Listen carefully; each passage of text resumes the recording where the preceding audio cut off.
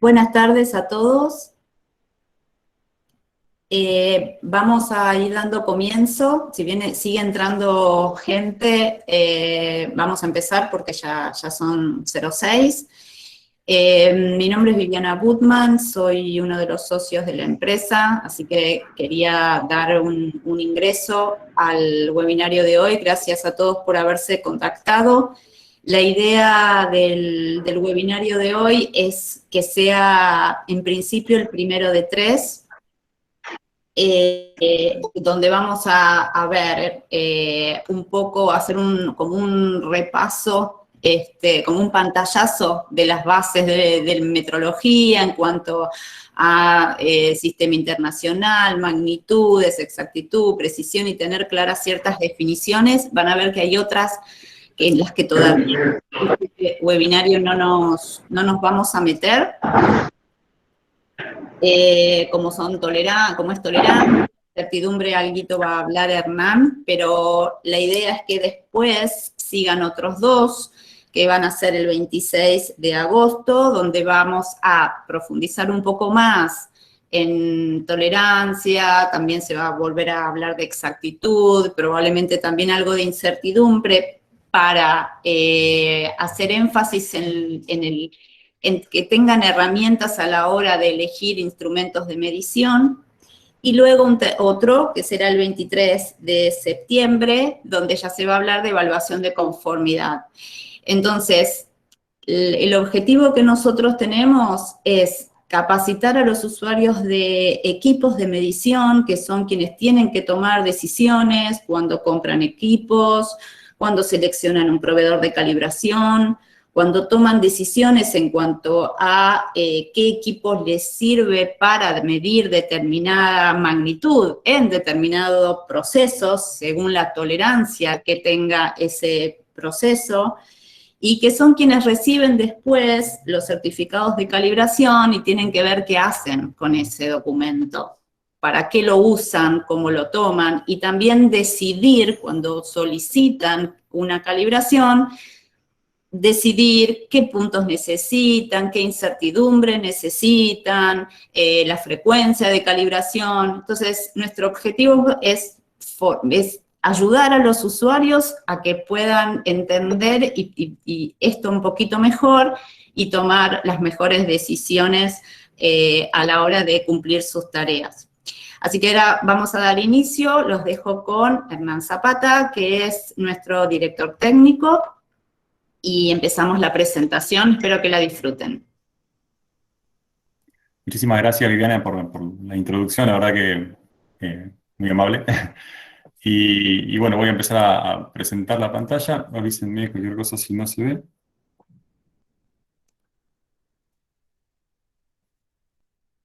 Perdón.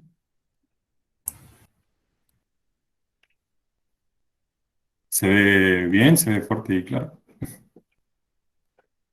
Bueno. Sí, anda bien, Hernán, anda. Perfecto, muchísimas gracias.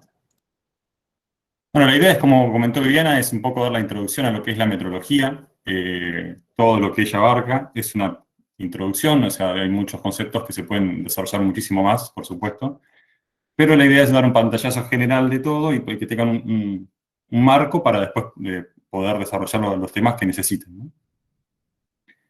En este tema, en esta oportunidad vamos a desarrollar los siguientes ítems, que son de definición, origen y tipos de metrología, el sistema internacional de medida, trazabilidad, exactitud y precisión, incertidumbre y calibración. Y para empezar, planteamos primero qué es la ciencia, ¿no? La ciencia es un conjunto de técnicas y métodos que permiten organizar el conocimiento sobre una estructura de hechos objetivos y accesibles a distintos observadores. Y como características de la ciencia tenemos la objetividad, la racionalidad y la sistematicidad, ¿no? Todos sabemos que conocemos la ciencia, la física, la química, todas sus derivadas, porque terminan siendo especificaciones de... y la idea de la ciencia es conocer el mundo en el que vivimos, ¿no? Entenderlo y poder actuar con las leyes que vamos descubriendo, porque en realidad nosotros buscamos leyes que aplican a los sucesos que pasan, que ya podemos ver. Y para poder conocer eso necesitamos medir. Entonces, nace la metrología. ¿Y qué es la metrología? Según el BIM, que es el Vocabulario Internacional de Metrología, es la ciencia de las mediciones y sus aplicaciones. Y vemos que la metrología incluye todos los aspectos teóricos y prácticos de las mediciones, incluye todo lo que sea una medición. Y siempre, cuando hablamos de medición, hablamos de incertidumbre de medida. Y hablamos que la metrología abarca cualquier campo de aplicación. Donde haya una medición, va a trabajar la metrología, y esa medición también va a tener una incertidumbre de medida que es parte del proceso de medir, ¿no? Esa incerteza que está alrededor. Y entonces, ¿para qué medimos? Y acá hay una frase muy linda que de Kelvin, que dice: lo que no se define, no se puede medir. Lo que no se mide, no se puede mejorar. Y lo que no se mejora, se degrada siempre. Es muy interesante el concepto de cómo lo importante que es medir para poder entender, y lo que lleva después a poder trabajar en función de ese entendimiento, ¿no? Y lo que hacemos es, nosotros al medir necesitamos cuantificar fenómenos, y eso nos sirve para poder comprenderlos, compararlos y reproducirlos. Todo lo que hacemos en la vida son fenómenos que podemos llegar a medir y a cuantificar, y sobre todo nos interesa reproducirlos también, ¿no? Comparar a ver si la medida de uno está bien con el otro, si de repente en nuestro mundo globalizado se fabricó algo en una parte del mundo y tiene que utilizarse en la otra, que sirva, que las medidas, que encajen las piezas. Es muy importante la medición, sobre todo en este mundo globalizado, es fundamental. Y para hablar de medición tenemos que hablar de magnitud. ¿Y qué es una magnitud, no? Que hablando de vuelta volvemos al BIM. Y magnitud es una propiedad de un fenómeno, cuerpo o sustancia, que puede expresarse cuantitativamente. Puede expresarse cuantitativamente. Magnitud es un fenómeno, es temperatura, es fuerza, es peso.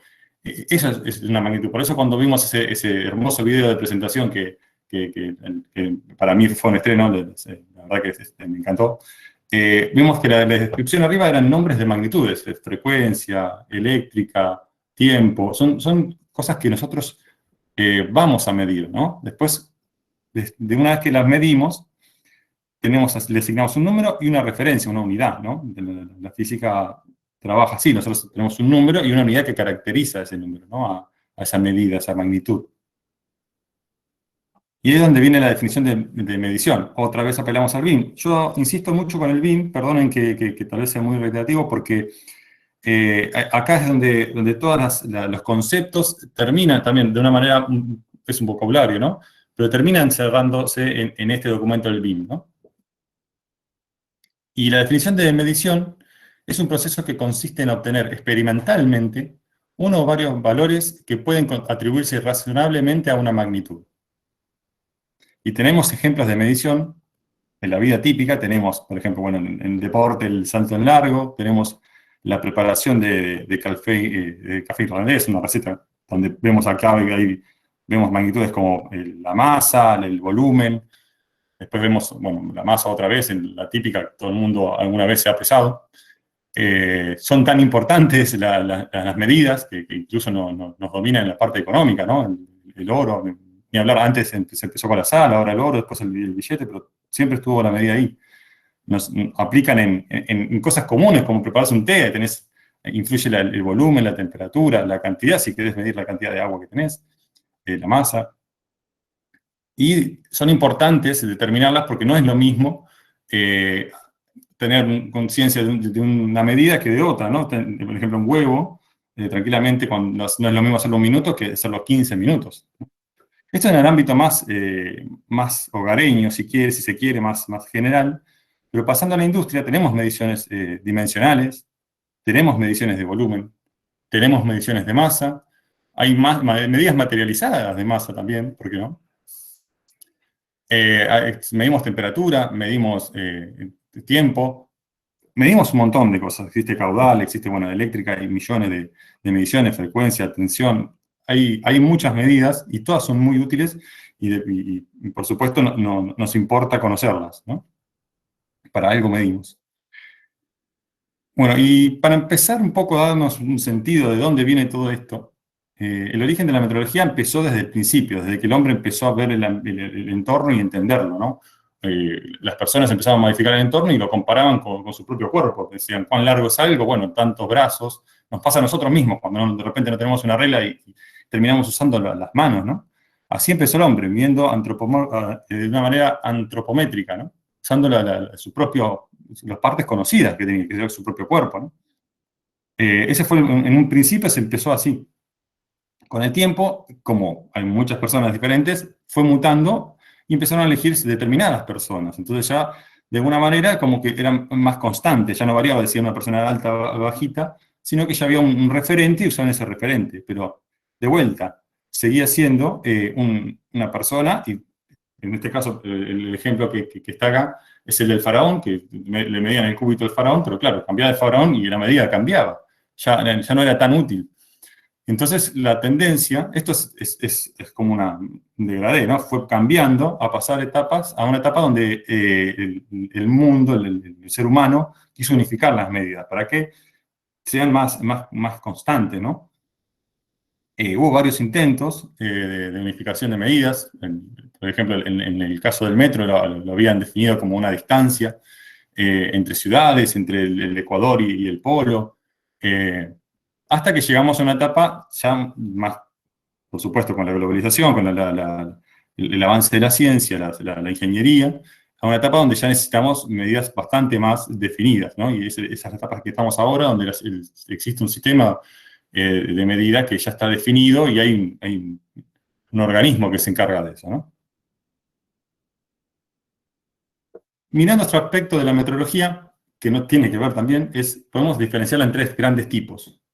La metodología científica, que es justamente la que trata de esto, de unificar, de encontrar patrones, unidades de medida, que nosotros podamos, que sean iguales para todos, que todos podamos acceder a ellas a través de una trazabilidad, ¿no? Llegar a un punto donde todos midamos que el metro sea el mismo metro para todo el mundo, ¿no? Siempre hablando que vos vas a agarrar una regla y va a tener su propia incertidumbre.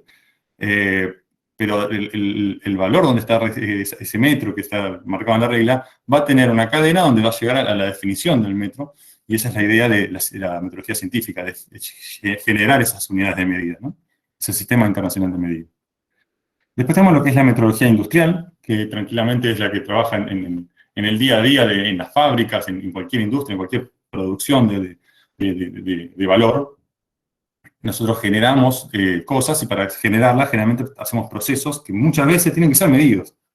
Y para justamente que esa medición sea válida, sea buena y poder conocer hasta el punto que necesitamos el valor, usamos metrología. Nosotros medimos y para medir tenemos que conocer sus incertidumbres, la forma de medir, todo lo asociado a esa medición es metrología industrial. Y por tercera, tenemos lo que es metrología legal, que es similar a la industrial, pero con la salvedad de que está atado a cuestiones legales más intrínsecas, como ser el comercio. Ya todos sabemos que cuando vamos a comprar algo a la verdulería, por decir algo, ese peso se convierte en dinero. Esa traslación de peso a dinero tiene que estar regida por un marco, ¿no? Un marco legal. También todo lo que es referente a salud, el tema de la seguridad, ¿no? El tema del ambiente también es importante. Y por eso separan lo que es metrología legal, porque es bastante más restrictiva, tiene algunos determinados puntos que cumplir, y entonces vale la pena separarla y aclarar eso, ¿no? Ahí como ejemplos tenemos en lo que es metrología científica, tenemos los puntos de triple de agua, que se usó durante mucho tiempo como una referencia primaria. Tenemos lo que es el argón, en este caso es el nitrógeno líquido, también es parte de esa zona de uso. Tenemos lo que son bloques secos para un equipo mucho más robusto para hacer calibraciones en lo que es temperatura, ¿no? De sondas, termómetros. Y tenemos, por ejemplo, en lo que es la metrología legal, lo que todos conocemos, la clásica balanza que la vemos en cada almacén, negocio que venda fraccionado, ¿no?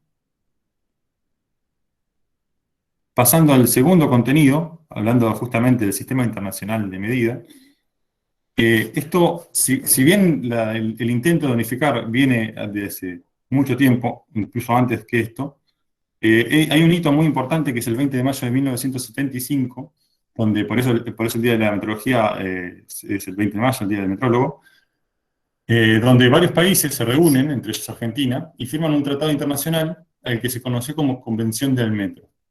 En ese tratado se genera lo que es la Oficina Internacional de Pesas y Medidas, el BIM, donde se resguardan y se hacen los patrones de medida que van a ser después la punta de la pirámide de definición, ¿no? Generaban los valores de metro, los valores de kilogramo, que después se diseminaban en el resto del mundo. También se generó, y trabaja en la misma oficina, el Comité Internacional de Pesas y Medidas, el CIM, que van a haber varios documentos relacionados con esto, porque son justamente los que generan esa información relacionada con lo que es metrología científica. Y por último, la Conferencia General de Pesas y Medidas, que se suele juntar ahí, hoy en día con el tema de pandemia y virtualidad, ya las reuniones son virtuales, pero la idea es que la Conferencia General, esos mismos países firmantes y algunos que se fueron agregando, envían sus expertos para justamente tomar decisiones importantes sobre los documentos que ha emitido el CIM o sobre algunas otras cuestiones.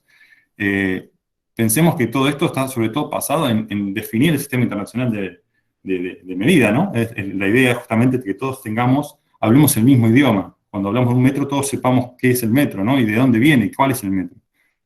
Bueno, eso es un poco la idea de esta convención del metro, y para eso se generan estos institutos, ¿no? Estos organismos. Acá tenemos una imagen, bueno, esta es una imagen, el sello, el logo del BIM, una foto de la oficina que es muy típica, y tenemos acá lo que fuera en su momento la definición del metro, y lo que fuera en su momento la definición del kilogramo. Antes eran medidas materializadas, o sea, es un objeto en el cual está generada la medida, y a partir de ese se hacían clones, se hacían distintas otras medidas materializadas que se podían distribuir, ¿no?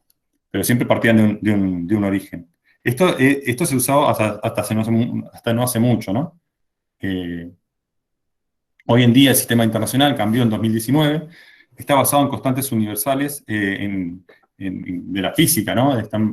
Buscaron de estas 7 magnitudes de base, que ya estaban elegidas incluso antes de 2019, lo que hicieron fue definir la unidad fundamental en función de constantes.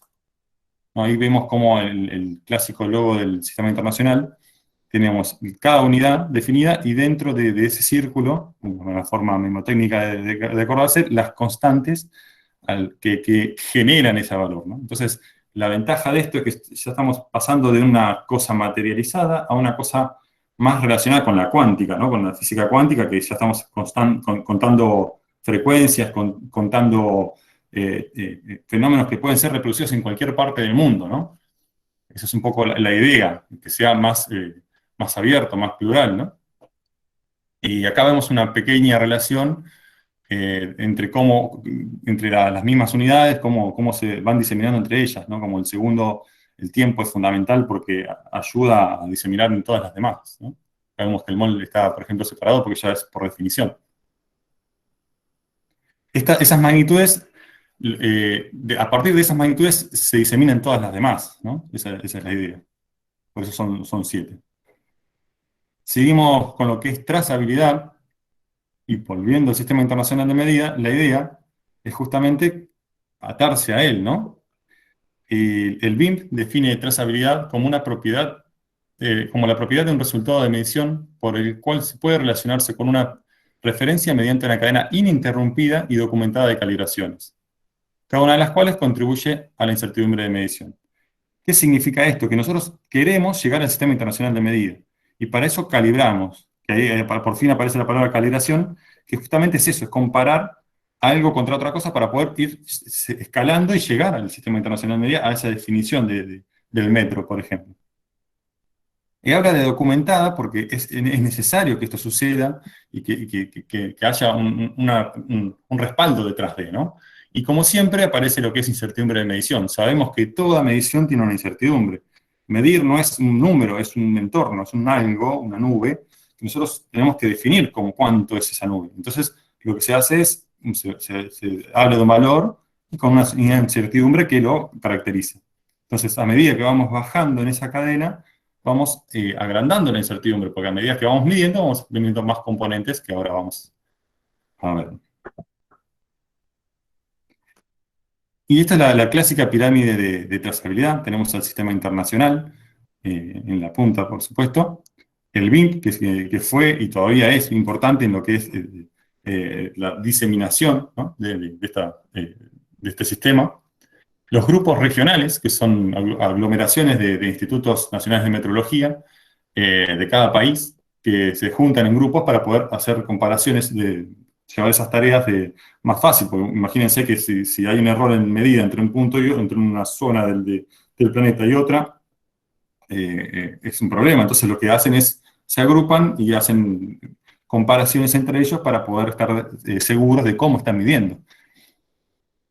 Por último, llegamos en lo que es organismos así institucionales de públicos serían, tenemos lo que son institutos nacionales de metrología, que son los que resguardan la medida en cada país. En nuestro país, por supuesto, es el INTI, y es el que tiene los patrones, y no solo los patrones, sino que también disemina ese sistema internacional de medida a través de sus patrones, ¿no? No quiere decir que vos, por adquirir algo fuera del país, no va a ser. De hecho, todo lo contrario. O sea, si tiene trazabilidad el sistema internacional, tiene trazabilidad del sistema internacional, es eso. Pero el INTI lo que hace es tratar de distribuirlo dentro del país, así como lo hace cualquiera, el NIST en Estados Unidos y todo lo demás, ¿no? El PTB. Y ahí es donde después los laboratorios secundarios, apoyados en ese sistema internacional que van recibiendo de los organismos, de los Institutos Nacionales de Metrología, son los que diseminan en el resto, en la industria, o tanto metrología legal, lo que es el valor de medida, ¿no? De esa trazabilidad. Desde los laboratorios, ya en este caso privados, algunos pueden ser públicos también, llega directamente a la industria, a los usuarios, ¿no? Todo este camino puede hacerse bajando o subiendo, ¿no? Uno dice trazabilidad, o dice cómo se disemina, ¿no? Cómo va bajando el sistema de unidad. Cuando uno hace una medición, debería poder llegar al sistema internacional. Esa es la idea. Pero no es solamente un papel que diga, está bien, mi equipo fue calibrado contra un equipo que era trazable. Hay un montón de otras cuestiones que son importantes para que no se corte esa cadena, ¿no? Por supuesto, lo que hablamos es la cadena ininterrumpida, que si en algún momento no encuentro un eslabón que está atado al sistema internacional, claramente no estoy atado al sistema internacional, no estoy midiendo dentro de esa cadena, ¿no? La incertidumbre, toda medida tiene una incertidumbre y tiene que ser la adecuada. Tiene que estar documentada y tiene que saber de dónde se sale esa incertidumbre, ¿no? No es que puedo inventar un número y de repente es mágico, ¿no? Cuando hay una trazabilidad, todas esas medidas tienen contempladas las incertidumbres que aplican a esa medición, ¿no? Y ahí va bajando hasta el sistema, ¿no? Hasta el instrumento.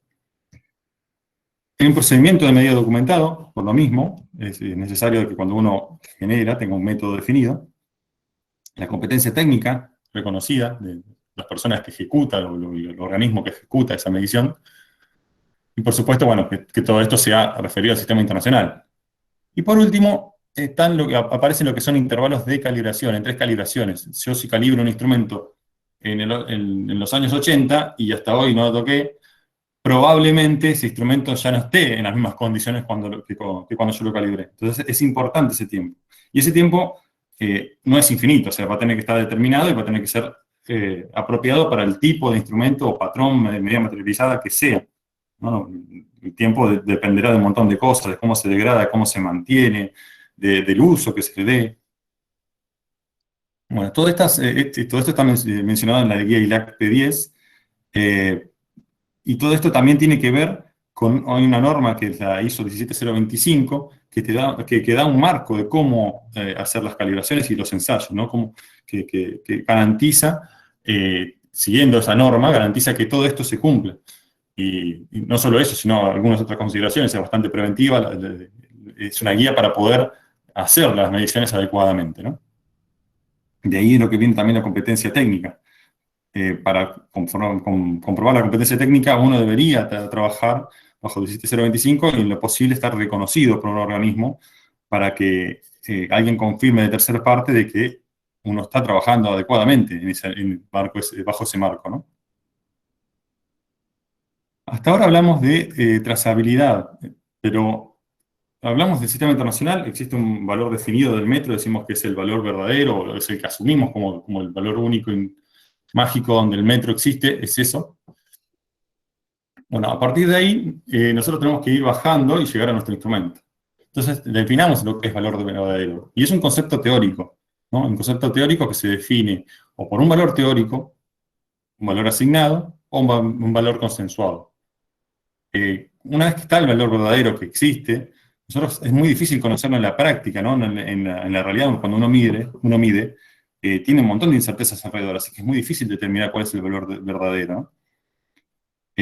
Lo que se suele hacer es definirlo por convención. Uno lo que hace es asigna, utiliza un patrón como si este fuera el valor verdadero, tomando todas las medidas necesarias, ¿no? Uno sabe que en realidad el valor verdadero no es ese, sino que uno se va a acercar más al valor verdadero a través de un patrón que estuvo medido a través de otro patrón, y así sucesivamente hasta llegar al sistema internacional.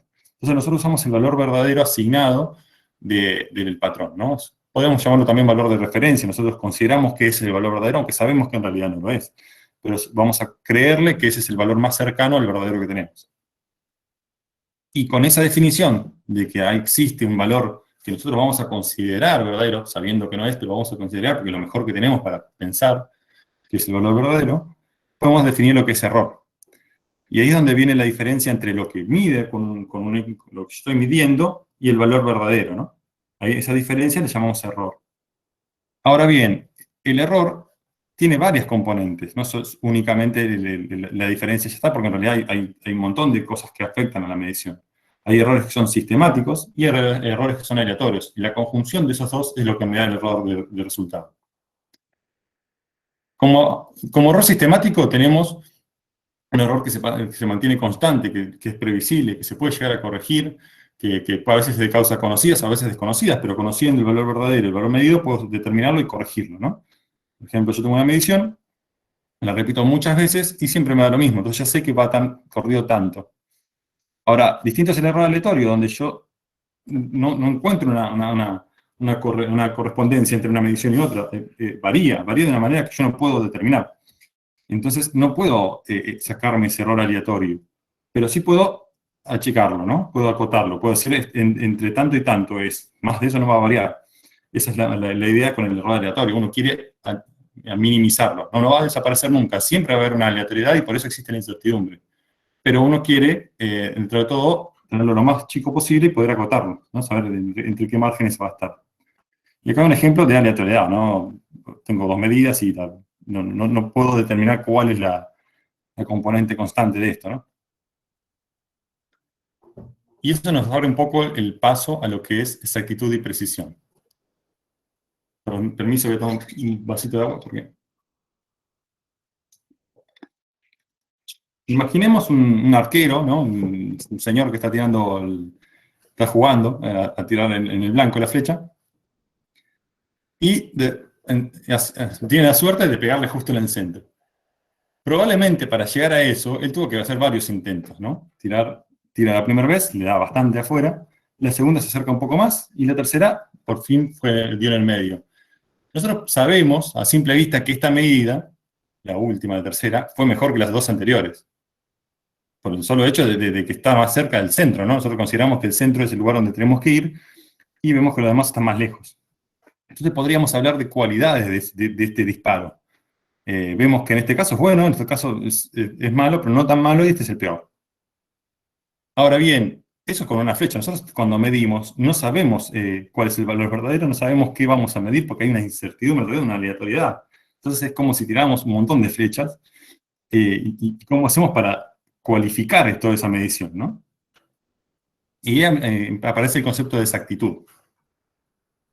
Hagamos un ejercicio mental y digamos que esa persona que tira 6 flechas siempre las tira igual, o siempre las tira dentro de un marco, siempre tira en la misma zona. Entonces hace el primer tiro y tira en esa esquina, ¿no? vuelve a tirar y de repente hace el mismo patrón en otro lado. Vemos que se fue acercando al centro, fue un poco más aproximado a lo que él quería, que era llegar al centro, ¿no? Otra vez intenta, trata de corregirlo, pero se va, ¿no?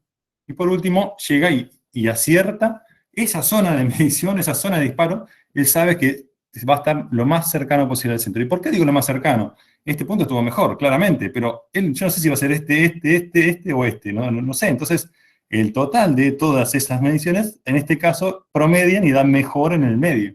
Está más cerca del medio, ¿no? Y eso es exactitud.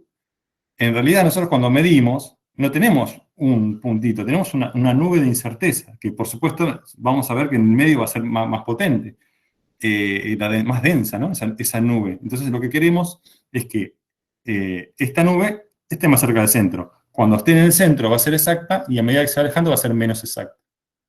Y ahí es donde viene la idea de exactitud. Es la proximidad de tener un valor medido, de vuelta, valor medido tiene un margen ahí de más o menos, no sabemos, pero es una zona acotada, y un valor verdadero de un mesurando. Mesurando en este caso es la medida en sí, ¿no? Sería el disparo. Entonces, es la distancia entre ese valor medido, que es una zona, es una nube, y el valor verdadero al que queremos llegar. Eso es exactitud. ¿Cuán próximo estamos a eso? Ahora, vamos a definir precisión.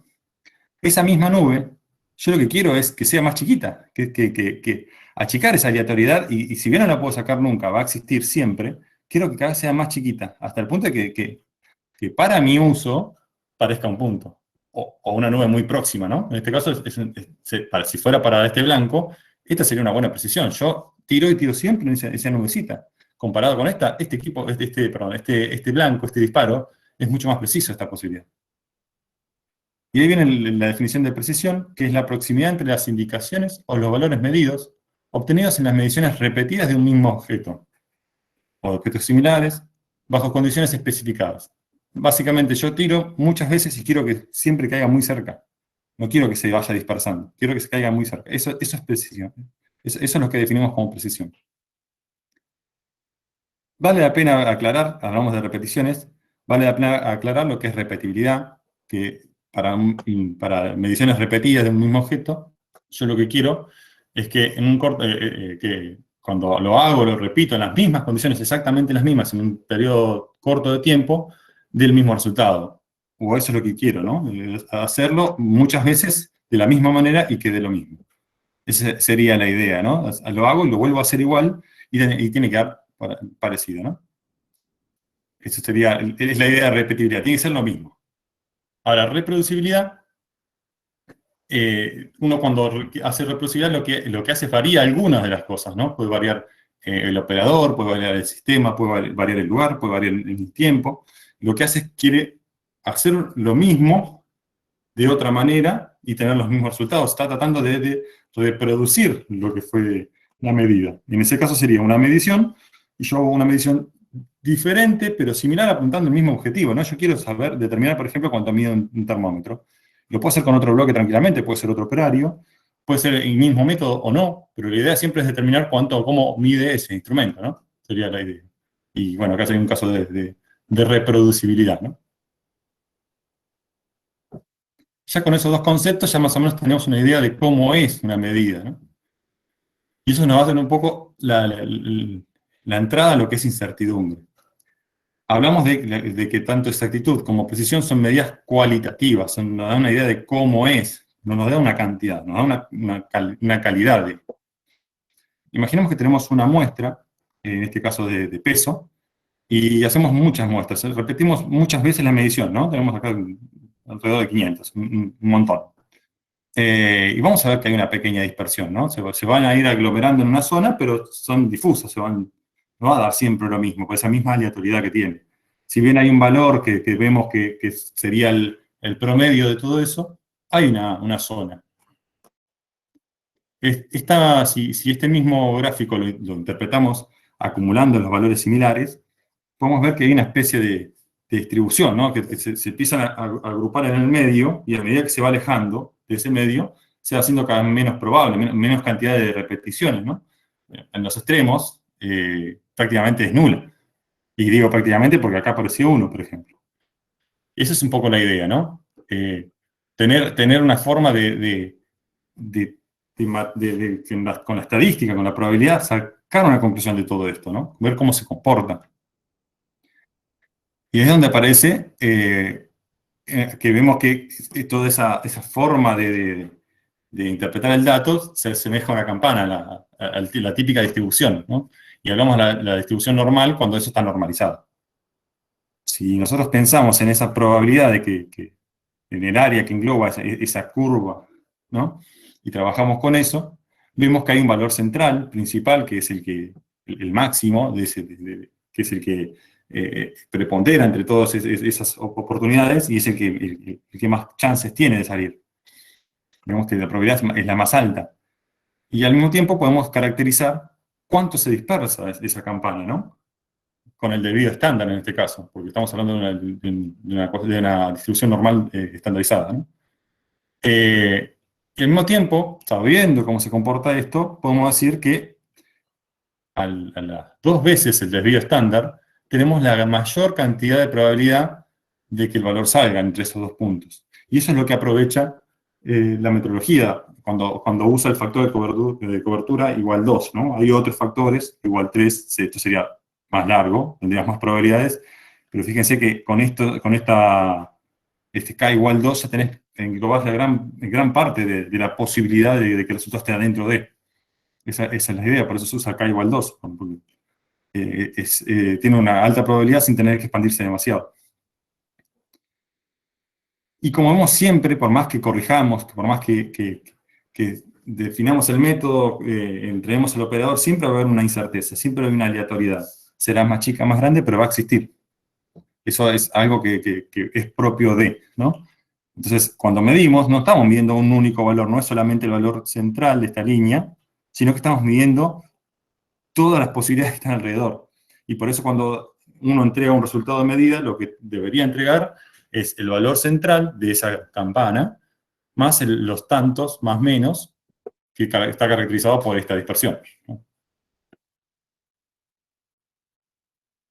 En la definición del BIM, incertidumbre de medida, es el parámetro no negativo que caracteriza la dispersión de los valores, atribuidos a un mesurando, a partir de la información que se utiliza.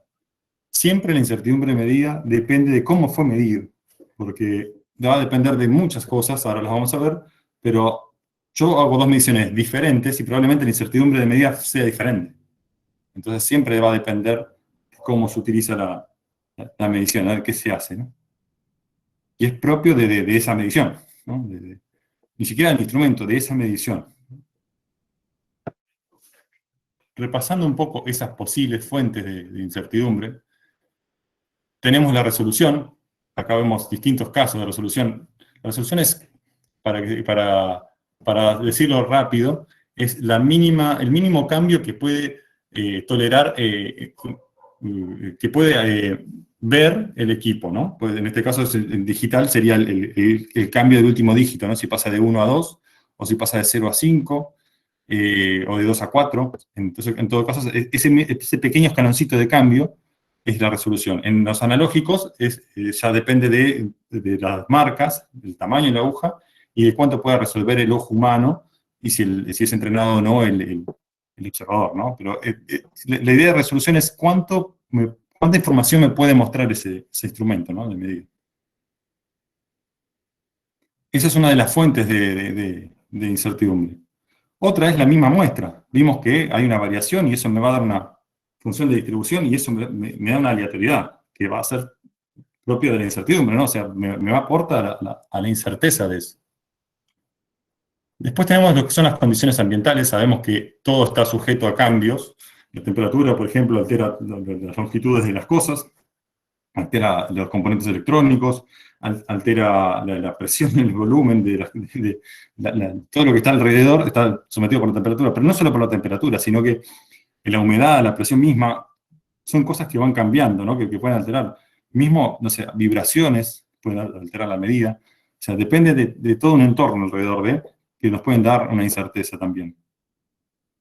Por supuesto, el método de medición. Acá me di un ejemplo típico que todos podemos conocer, que es la presión arterial. Sabemos que si te sentás distinto, si bajás la altura, si de repente no estás tranquilo, la forma de medición altera mucho la medición en ese caso, ¿no? Es un caso típico para que sea más generalizado. Pero tenemos, por ejemplo, un caso más, digamos, industrial, sería la medición de masas, ¿no? Las balanzas analíticas que tienen esa especie de cofia, esa protección, para que no le altere las corrientes de aire, por ejemplo. Entonces, sin eso, el método de medición es distinto y va a tener más error, claramente.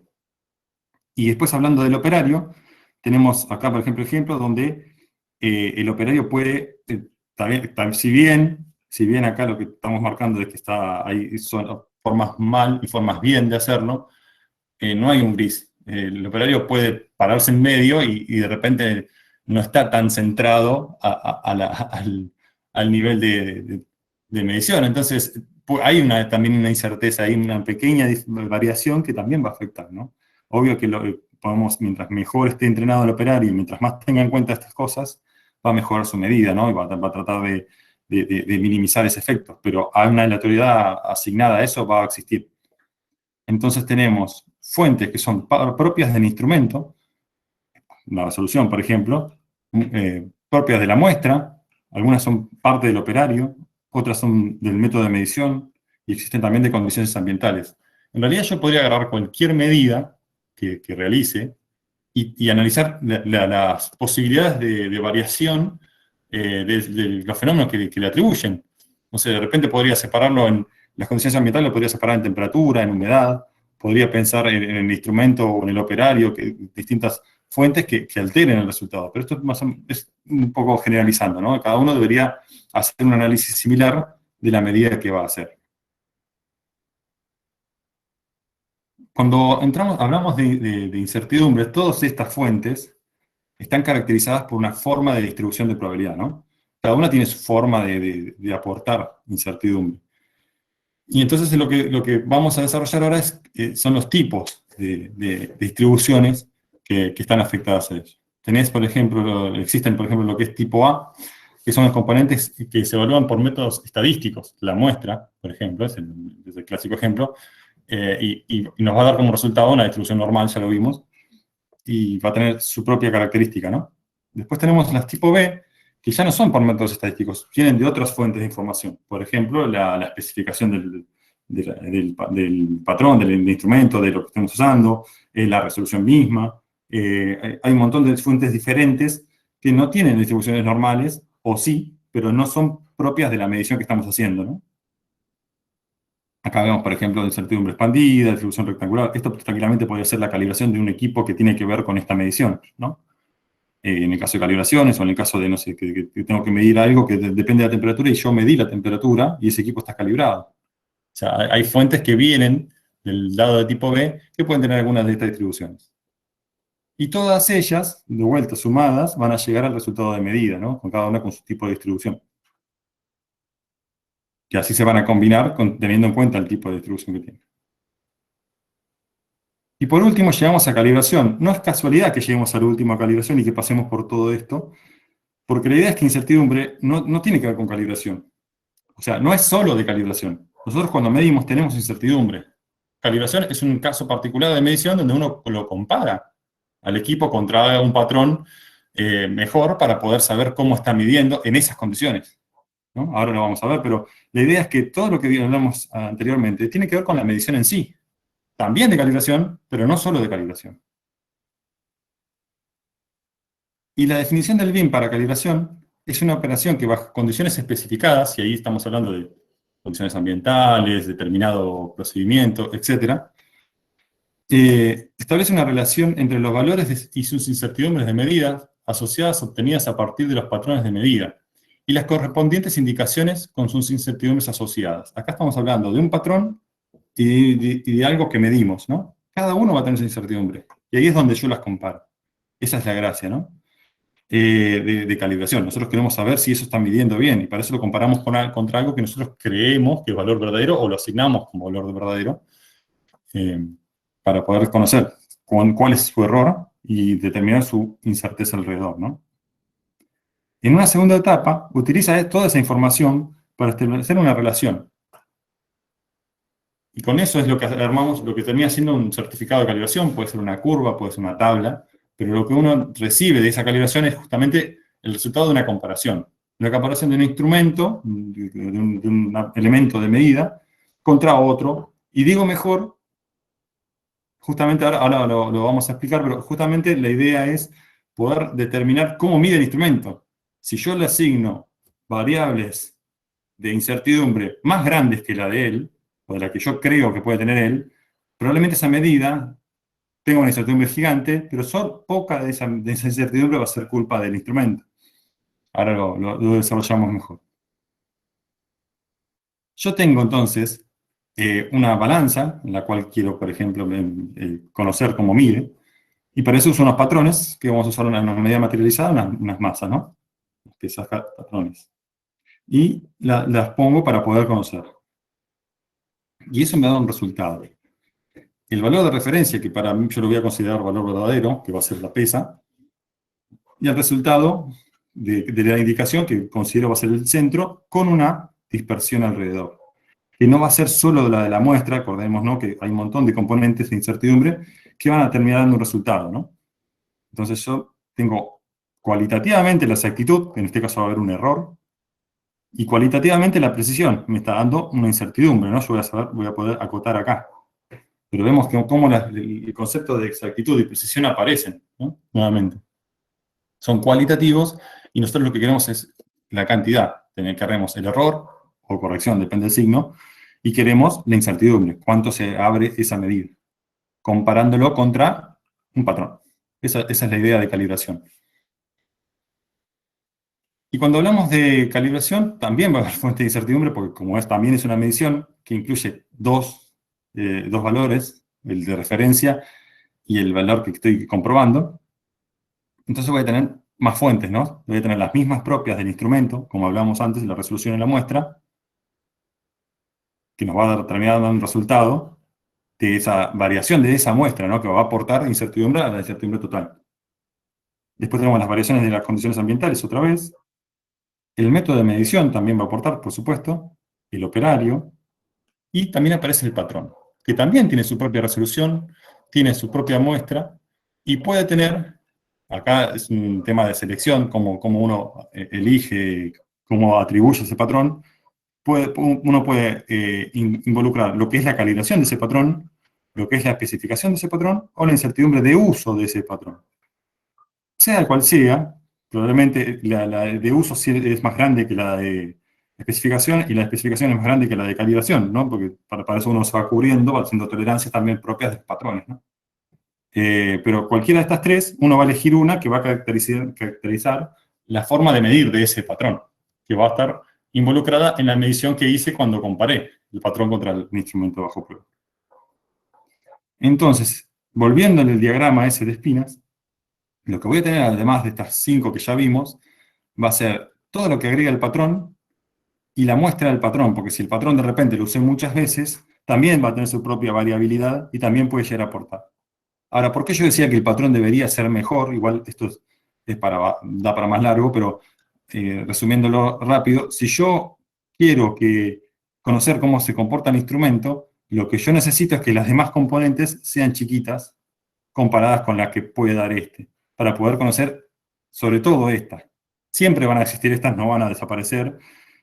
Puedo mejorarlas, achicarlas más, pueden aparecer otras, pero la idea siempre cuando uno calibra es tratar de entender cómo está midiendo el equipo, ¿no? Generalmente estas dos es lo que busca que cuando peso las distintas componentes de fuente de incertidumbre, quiero que las que más pesen sean estas dos.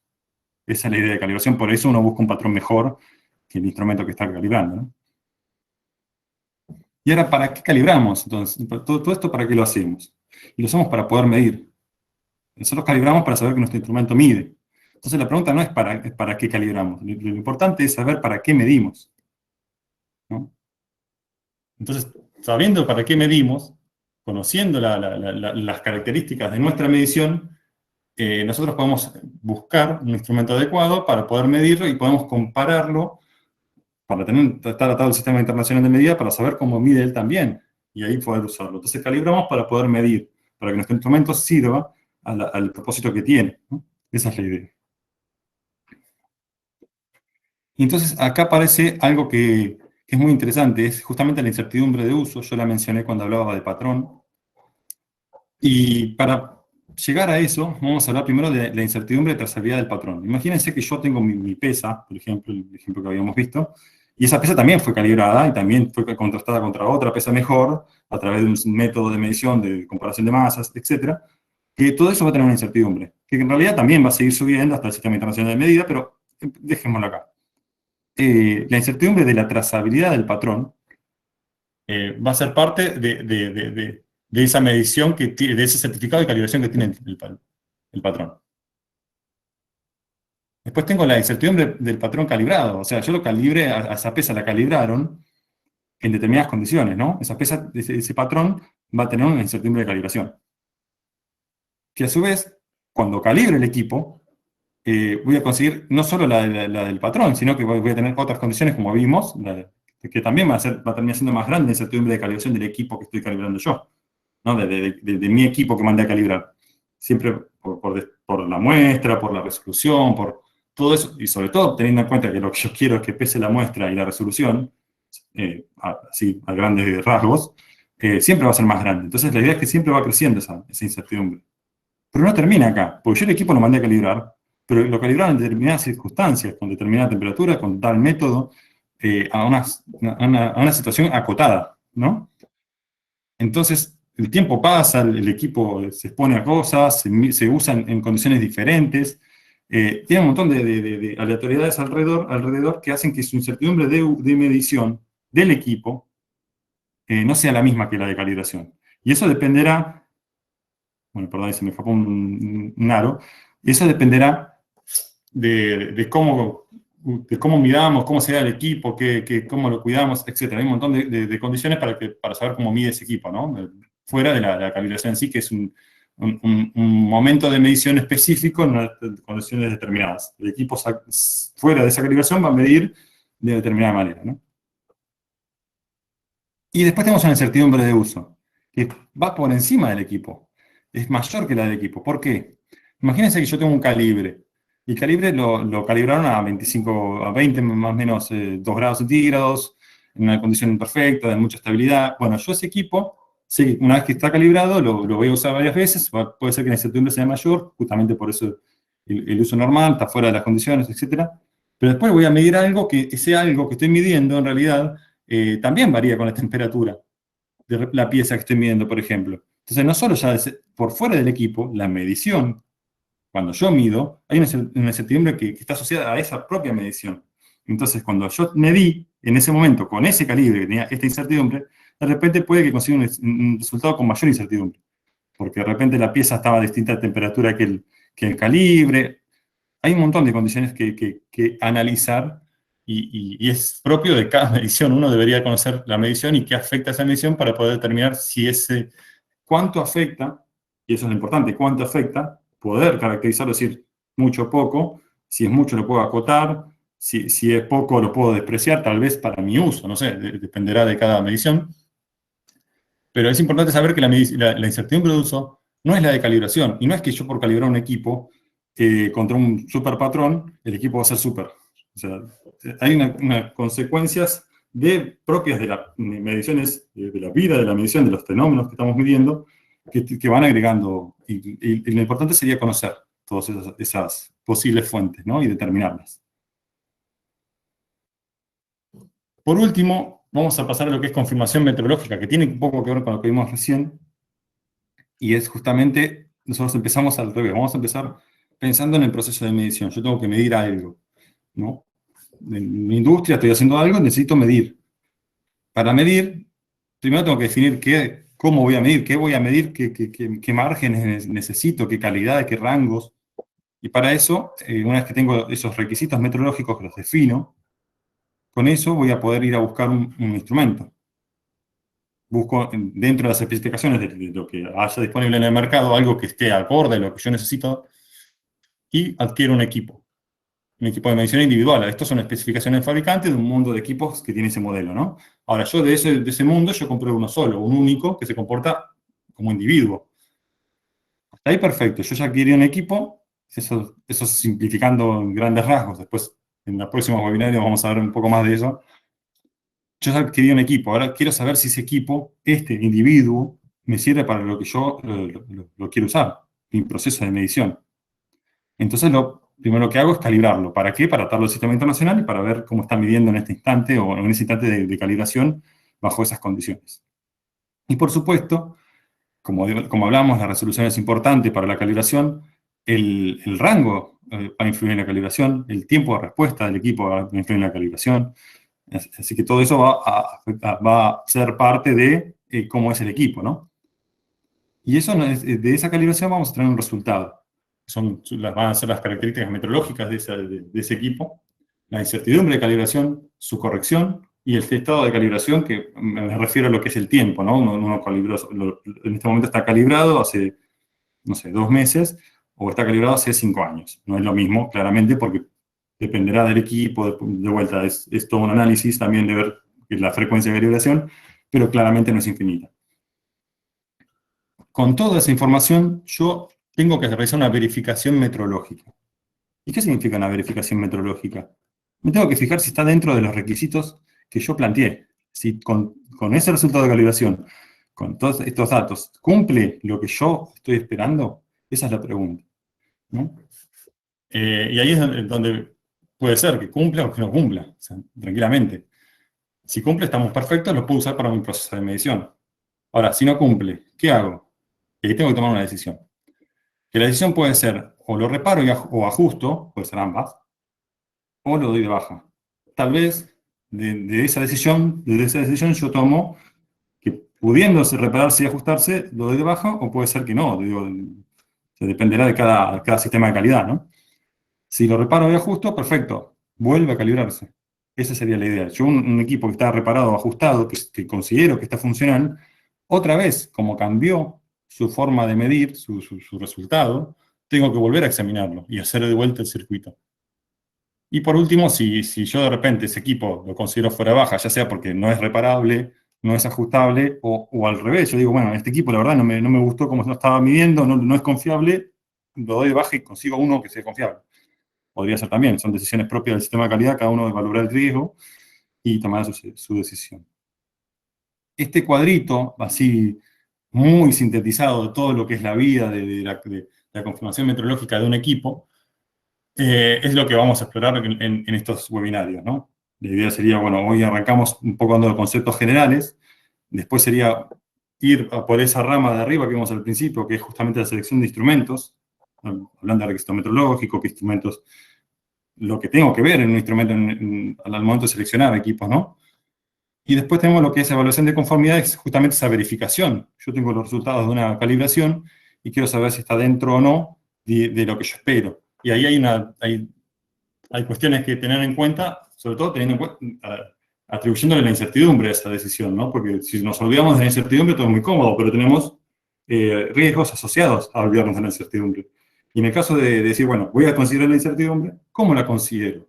Y también va a haber una probabilidad de aceptar bien o aceptar mal según cómo considere esa incertidumbre. Hay mucho que hablar ahí en la evaluación de conformidad, es muy interesante, y está bueno que lo repasemos. Bueno, les agradezco por haberme escuchado, la verdad que soy bastante proactivo en el momento de hablar, así que les agradezco que estén. Bajo un poco la presentación para poder responder a las preguntas, que entiendo, escuché algunas, así que las podemos responder. Buenísimo. Hernán, si te parece, te paso un par de preguntas que hubo. Hay una que pregunta Lucas Arito, la diferencia entre calibrar y verificar. Verificar. Y, si se emite, y pregunta también si se emiten certificados de verificación o siempre son de calibración. Verificar es comprobar, generalmente en un punto, pueden ser 2, 3, lo que quieras, pero no tiene todo el análisis de incertidumbre alrededor. Entonces, es como una prueba rápida de si tu equipo se fue o no se fue, pero no es completa. ¿Por qué? Porque no estás analizando todas las componentes que vimos. Entonces, como estás recortando todo eso, al no tenerlas en cuenta, si en algún momento se te va por alguna de esas componentes, y bueno, no la calculaste, no la pudiste atribuir a la medida. Entonces, generalmente verificación lo que se hace es, en un punto específico que te interese, es chequear que el instrumento esté más o menos dentro de la sonda que me interesa.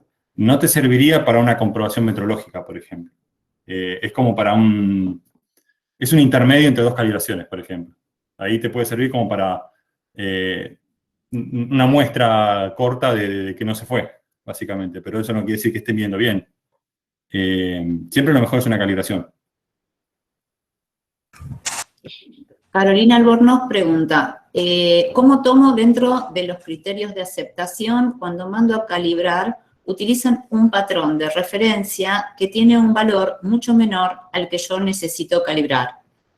Sé que entiendo que debe hablar de incertidumbre, ¿no? Un patrón de referencia con una mucho mejor incertidumbre o exactitud que el instrumento. Sé que mi valor tiene que estar dentro del error sistemático más la incertidumbre para la aceptación de mis parámetros. Eso dependerá primero de la norma, de la elección que tengas vos al momento de evaluar la conformidad. Vos podés tener distintas elecciones, la más común es la que mencionás, que es tener el error más la incertidumbre, y la más... no es que sea la única y no es que sea, no es que sea ley, o sea, uno puede tomar, siempre va a tener un riesgo, puede elegir un montón, pero esa es la más usada. Uno lo que debería hacer es, primero, que también tiene que ver con el webinario siguiente, ¿no? Primero elegir un equipo en función de lo que necesita.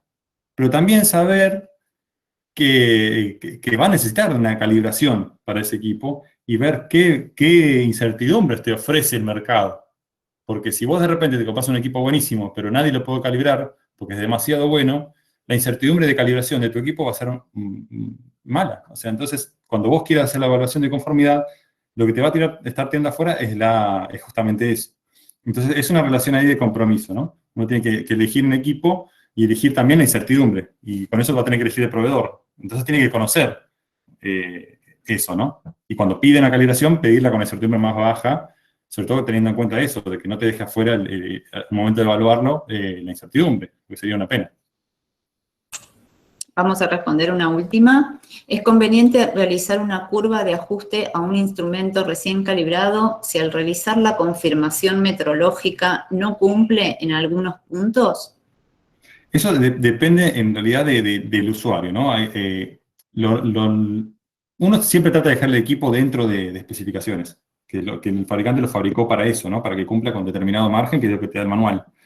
Eso es el ideal, ¿no? Un equipo no debería dar fuera de lo que el fabricante promete, porque si no, el equipo no está dando. Eso sería el concepto. Ahora bien, uno cuando lo evalúa y puede estar dentro fuera de especificaciones, uno puede llegar a ajustarlo. Tiene que conocer primero el antes, cómo estaba antes, por eso va a pasar la primera vez por calibración y evaluación, porque eso te puede afectar a todas las medidas que hizo anteriormente. Entonces es importante saber cómo estaba. Y después lo puedes llegar a ajustar, y de hecho lo puedes ajustar un montón de veces, o sea, lo mandás a calibrar todos los años y lo mandás a ajustar todos los años. Ahora, en algún momento va a pasar que el equipo se te corrió, estuvo fuera de tolerancia, vos trabajaste con un equipo fuera de tolerancia, entonces vos tenías que ahí recortar los plazos, cambiar de equipo, si la tolerancia está mal asignada, volver a asignarla, tal vez tu tolerancia está sobredimensionada. No sé, son decisiones más propias de cada sistema, y el que tiene que tomar la decisión es el dueño del sistema. Los equipos se pueden ajustar, la mayoría tienen ajustes. Hay que considerar que cada ajuste es tocar las constantes internas, y a veces los sensores, los que terminan traduciendo de una magnitud a un valor legible por un indicador, por ejemplo, muchas veces esos sensores se estropean, y por más que uno intente ajustarlo no va a entrar en escala porque el sensor está estropeado. De nada sirve si el margen que tiene para ajustar llega a tope, a veces el ajuste no funciona. Pero bueno, en nuestro caso es mejor darlo de baja que seguir intentando. Yo en ese caso recomiendo, si se puede ajustar, tener en cuenta qué pasó con esa medición que estaba corrida, porque claramente si te deja ajustarlo es porque estaba corrido. Si eso que estaba corrido te afecta a todo lo que mediste con ese equipo, y ahí de vuelta volvemos a la evaluación de conformidad. ¿Qué decisión tomo? ¿Para qué tomo esa decisión? ¿Si me ajusto mucho o poco? ¿Por qué? Pero bueno, si la idea es seguir trabajando con ese equipo, hay que ajustarlo. Si no, va a ser peor.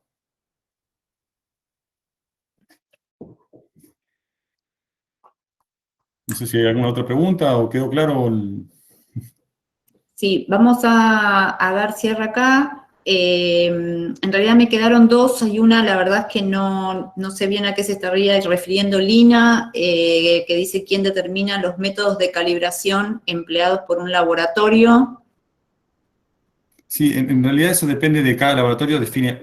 Hay algunas guías de calibración de institutos reconocidos, incluso institutos nacionales de metrología. De hecho, el INTI algunos tiene publicadas las suyas, pero no es que uno pueda aplicar esas directamente, porque están basadas en equipos que tiene el INTI, en procedimientos que tiene el INTI, entonces uno como que adapta a su uso, el uso de cada laboratorio, las normas. Y generalmente lo que uno busca cuando busca un proveedor es que esté controlado por alguien, que ese alguien, que sea el o el INTI, juzgue sus procedimientos con un criterio técnico, a ver si son adecuados o no. Entonces, al tener ese aval de tercera parte, te da más confianza de que la medición está hecha adecuadamente, ¿no?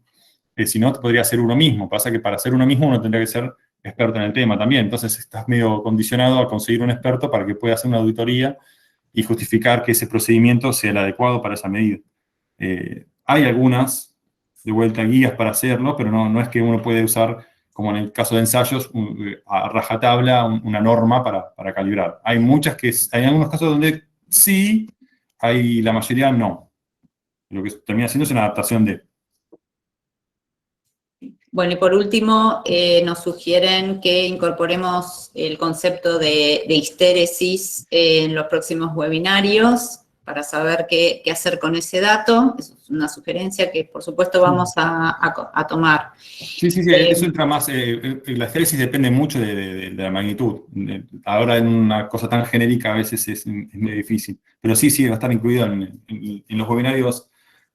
Voy a spoilear y voy a decir que la idea es hacer webinarios de ir desarrollando magnitudes, no solamente terminar en algo que para mí es muy útil. Sin estos tres webinarios que vamos a dar, todo lo demás no tiene sentido. Pero pasado estos tres, la idea es seguir con magnitudes. Exacto. Sí, y las sugerencias son más que bienvenidas porque, nada, como dije al principio, el objetivo es ayudarlos a los usuarios, a ustedes, usuarios de equipos, en sus plantas, en sus trabajos, a usarlos correctamente, a seleccionarlos correctamente, a hacer uso realmente del servicio de calibración que están comprando, ¿sí? Y que sean dueños de alguna manera también de las decisiones que toman cuando solicitan el servicio de calibración y cuando tienen el certificado, ¿sí? Que realmente se adueñen de eso. Esperamos que les haya servido.